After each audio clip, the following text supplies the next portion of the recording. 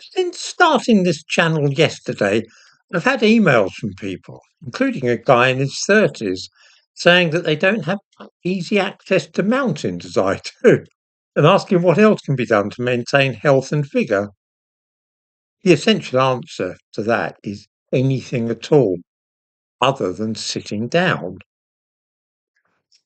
All too often, as we grow older, we feel less and less inclined to undertake long treks or lift weights, work out in the gym, go to the swimming pool, and so on. Often for retired people, the answer is to get up in the morning and then settle down to watch some old television programs remembered from their childhood. I know people in their 70s who speak enthusiastically of finding that the whole series of Fireball XL5 or Thunderbirds is freely available on the internet. Others are keen to rewatch episodes of Robin Hood or Ivanhoe from the late 50s and early 1960s. I have a couple of friends like this, old friends, and some of my wife's relatives are in a similar case.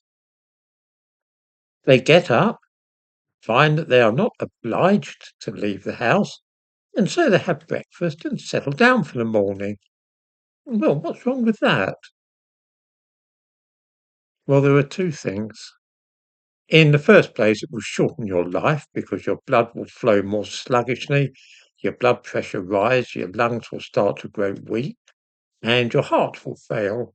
You'll also lose muscle mass and your bones will grow weak and be more likely to fracture if you fall over. And that's just for starters. Then, too, there is the quality of your life, which cannot help but be impaired if you find yourself growing breathless when you so much as walk upstairs or pop out to the local shop for a newspaper. Keep going down this road and you'll soon be avoiding getting breathless by moving less and less. A personal anecdote will illustrate what I'm talking about. Yes. My brother and I were roughly the same age, and we both grew up in the 1950s. Because of all the fog, smoke, and so on, we both developed bronchitis, and I was asthmatic. I had rickets too, which left me a hunchback with deformed ribs and one leg shorter than the other. And now I have chronic obstructive pulmonary disorder, emphysema. I have a reason for mentioning these things. When my brother retired in his late 60s, he could see no point in visiting London anymore after commuting for all those years. He simply enjoyed not having to get up in the morning and go to the office. He started getting up, having breakfast, and then settling into an armchair and watching reruns of all the television programs from his childhood. Inevitably, having, like me, emphysema, his lungs began to lose their ability to cope with exertion, and he became breathless after less and less movement, which meant that he avoided walking. This went on for years, and every time I visited him, he was simply sitting in that same armchair. Eventually, he didn't go further than the corner shop for food once or twice a week. He became emaciated and unwell. He died in January of emphysema.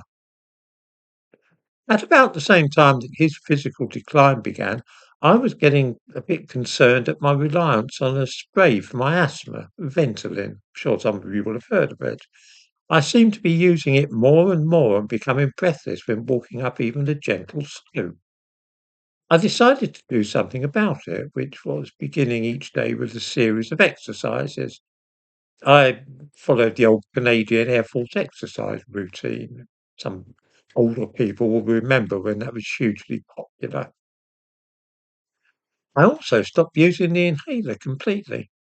I've been using it for 50 years, and I was in the way of using it every time I was about to climb the stairs or walk down the street, practically any excuse, having become convinced that it was a medical necessity.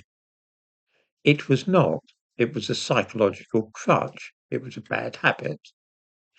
I gradually developed an exercise routine, especially for older people. Well, I'm old myself, that made sense.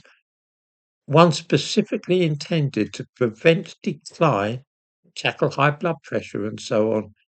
It seemed to work because these days I can move faster and get up mountains more rapidly than many young fellows. When I got to the top of Cribbin yesterday, I came across a bunch of young soldiers on a training exercise. They were walking up and down the mountains there. I was teasing them about taking the easy way up by walking rather than climbing, which I'm pleased to say they took in, yeah, good part. Anyway, I have it in mind to make a fairly long video demonstrating an exercise routine which anybody in his or her 70s or 80s should be able to undertake without too much trouble. Something which anybody can do first thing in the morning before breakfast and last thing at night, and thus halt and perhaps reverse any of the declines which we traditionally attribute to old age. I hope this will not be too off-putting to viewers and seem like a bit of a swizz on a channel about climbing mountains. At the weekend, I shall be going up Penacrug, which I shall film, but I thought that this might be interesting first to some folk before I do so.